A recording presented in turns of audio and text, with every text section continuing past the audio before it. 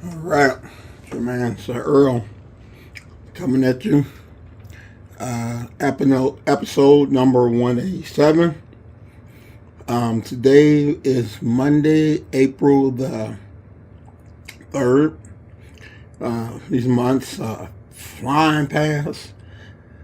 It's April already. We're in the fourth month. Just coming at you. I was going to come last week. I was trying to get more because we're almost done with a few things. Clothing line being one of them. I have a clothing line coming out probably next month about this time, called The Underdogs on Top. That's almost done. It'll be fun on our paid website, which is sir-distribution.com. Or you can go to any of our sites, Figure Prodigy, Earl's World, Sir Earl Speaks. Any of them will lead you directly to the store. They have a button on there that you can choose to go directly to the store, and you'll find DVDs we have, pictures, clothing for Michie or Ratio or Next Level or Underdogs. It's going to be really nice. But that's almost done. I got the word today that that'll be done next week on the site itself. To add all the things to start getting my clothes produced will probably be, like I say, mid-May. But looking forward to that. Also starting to get some website stuff done. So we've been really busy with a lot of different things. So it's... I actually logged on to do this podcast because I wanted to devote some more time to the podcast, do a bunch of different things there. And I found out my wire was broke, so I couldn't even record. So that's why I didn't do anything last week. But this week, normally Saturday through Monday, I try to get episode going. We've been getting a lot of good positive feedback on it, so I wanted to try to keep a little bit more consistency in my podcast. It's been doing very well, but what I wanted to talk about in this podcast is decided to wear my glasses today, look a little smarter, fool a couple of people. What I wanted to discuss in this podcast is the topic is, how badly do you want it? It's a thing that I experience a lot in life. I'm looking around as I'm growing older, as I'm striving for more goals. I think sometimes we forget and don't realize everything that we deem significant in life, anything, airplanes, stereos, cell phones, whatever it is that seems so great and magnificent, what we forget to realize is that these things were made and discovered by people no brighter than you. But we sell ourselves short when it comes to our dreams. Like these people have something more magnificent than what we have, and in reality, everybody's the same. Everybody's equal. Everybody has their own level of genius. You just have to find what it is, and you have to be true to it.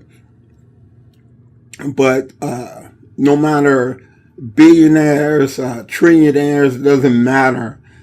These people were no smarter than you. I mean, I post a lot, especially on TikTok. I post a lot on a lot of different platforms.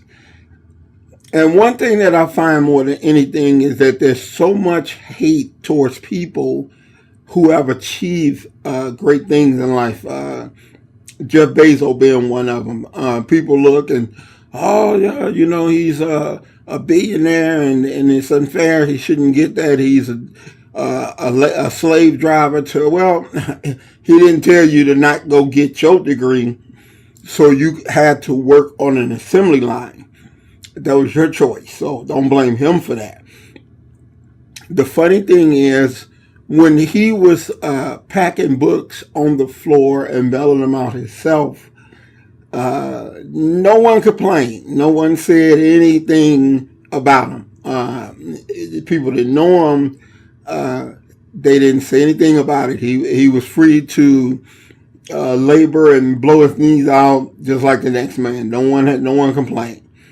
When he taught himself the skills that it would take, if you think about it, we look at the money. We don't look at how long it took him or the path in which he had to go to learn. I mean, you don't learn to do the things on a global scale that he did easily. I mean, it's a lot of work.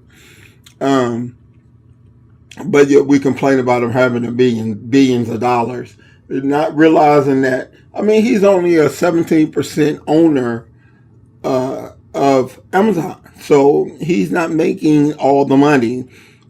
Only owning 17%, this means 83% is going out the window. It's going to somebody else, board holders, shareholders, employees, what it takes to run and whatever. But there's so much hate towards people who have reached that type of status. Like they said recently, Jay-Z went on to sell some liquor to Bacardi that he owned, which took him to the 2.5 billion valuation. Here's a dropout from Marcy Projects. Marcy Projects being one of the worst projects in the world. Instead of looking and saying, if he did it, I can do it, we look with envy and say he's a crook, he's this, he's that, as opposed to, he believes in an Illuminati, all that. Instead of just understanding he was smart enough to do these things, instead of looking and trying to learn how he did these things, we instead look and criticize and critique and down and, oh, he ain't this, he ain't that. We're one of the only races to do that. Instead of hate, congratulate. That's what I always say. I'm trying to learn how he did it, not hate him for doing it, which is a common thing. But when I ask the question, how badly do you want it? You meet a lot of people, okay? And they say, I want $1 million, okay? If you took 1,000 people in a room and said who want $1 million, everybody will raise their hand.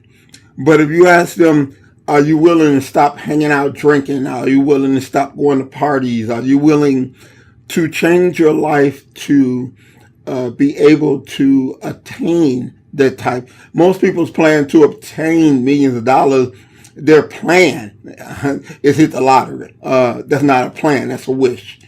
But that's what their plan is I'm going to get it one day because I just know I got faith I'm going to hit the lottery. Yeah, so do all the other 100 million people that's playing. But how badly are you willing to sacrifice to obtain those things? Everybody's wanted, but how bad are you willing? How much sacrifice are you willing to do it? People go off to college. They want to party more than they want to study. So it's surprising to them when they get their asses kicked out of school or put on probation or whatever. How badly do you want it? Do you want a degree bad enough to stay in your room and study instead of going out partying and drinking and hanging out? Do you want it bad to sacrifice those things to make that dream happen? Most people, you work a job. You want to make a lot of money. Do you want to come in early to work? Do you want to stay late? Do you want to work through your lunch? How bad do you want it? Everybody say they want it, but how bad do you want it? Talk is cheap. Make the sacrifice to get the things, whether it be status, degree, money, whatever. No one wants to make the sacrifice to achieve those things. Everybody want it. Everybody will holler up and down. They want it, but they also, you have to give to get. Meaning no one wants to make the sacrifice. You want to be healthy and in shape, but you want to eat garbage all the time. And then you wonder, well, damn, why can't I lose the stomach? Well, maybe because you're eating like crap. Uh, how badly do you want it? Do you want it bad enough to not go out and eat that garbage? Do you want it bad enough to not go out on the weekend drinking with your girlfriends or your fellas or whatever? How badly? Everybody want it bad. Everybody want it, but how badly do you want it?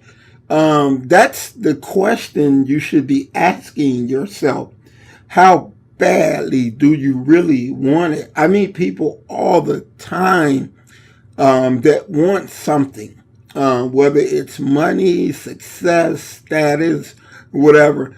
They want that, but how badly do you want it? No one wants it bad enough, or not enough people want it bad enough to make the sacrifices that's necessary to make it happen. I know people all the time. They say they want to make a success of their business, but every time you look, they're closed. They're hanging out with their buddies. They're going on vacation. They're buying a new car that they can't afford. They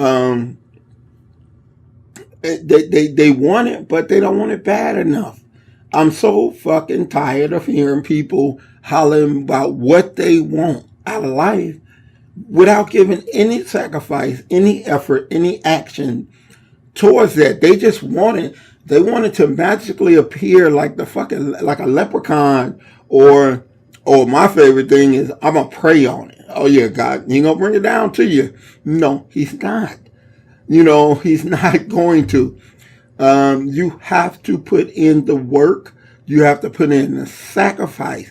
You have to give up the things that may hinder you achieving that. You can't want $1 million and you don't save. It's just not going to happen. I don't care how much you wish for it. It ain't going to happen. There's a formula. They always say success leaves clues.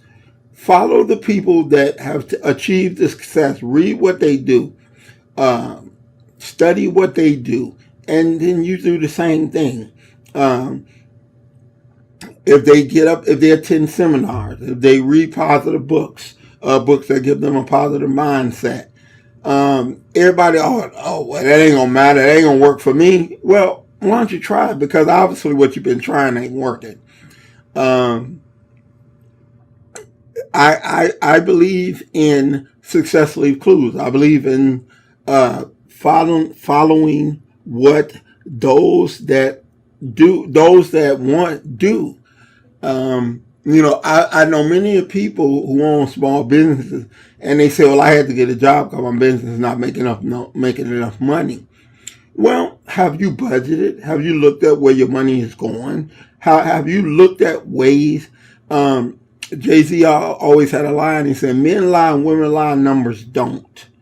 I know a person that owns a small business, and asked them how much is their product to make, and they had no freaking clue.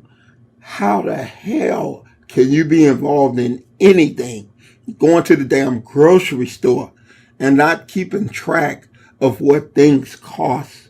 How do you know you can't get it better? It's so much untold things in numbers, and that's the number one thing that we don't like: financial literacy. We do not like to look at the reality of our money. Athletes, that's why they go broke. They rather leave it to somebody else. We don't want to look at our own money because it tells the truth. It tells honesty. We just want to just wish like hell it would happen. And, it's not going to happen like that. You have to look at the reality. Like I said, I see people that's going on vacation all the time. Well, let's look at the reality of vacation. The money you missed when you were gone, the money you spent to get there, the money that somebody else, if you're in a position, say like a hair salon, somebody else the people are still, Think of it like this.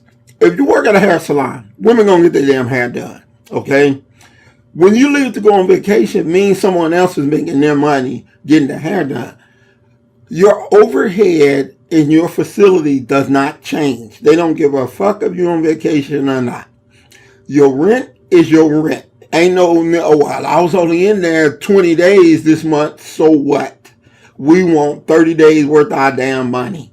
So, the question that I ask people, more so than you telling me what it is that you want to get in shape, you want to get some money, you want to do this, you want to do that. I get asked those questions a lot. Being a trainer and being a small business owner, I get that a lot. And my question is always, how badly do you want it? Do you want it bad enough to stop partying? Do you want it bad enough to stop eating like shit? Do you want it bad enough to start budgeting your money? Do you want it bad enough to stop being around people who have nothing but negativity on their mind? How badly do you want it? That's the question I want to know. How bad? What are you willing to give up to get it? That's the question, and not I will. Everybody will shit, but how badly do you want to actually do it? That's the missing ingredient, and that's the question you need to ask yourself. If you don't want to do something and not sacrifice anything, you're fooling your damn self. It's delusion. You have to give up something to get something. So instead of saying to yourself, how badly do I want it? How much I want it. My question is, how badly do you want it? What are you willing to give up to get it? That's the question that I have for everybody that's listening. All right. How badly do you want it? My dream of what I'm doing, I want it bad and I want to breathe. I'm willing to give anything to accomplish my dream because that's what it's going to demand. All right. So until next time, man, Sir-Earl checking out. Got me a new mic cord, so we ain't got to worry about no more delays. And check me out, Sir Camelot Distribution. Over the next month, you'll hear from me before the end, but just check out what we're going to do to that site and the things that we're going to add. And the fashion and things that we're coming out with is going to be truly one of the greatest things that you've ever seen in your life. So until next time, it's your man Earl checking out of here. And I'm asking, how bad you want it? I want it bad. So if you don't want it that bad, get the hell out the way because I'm coming. Later. Peace out.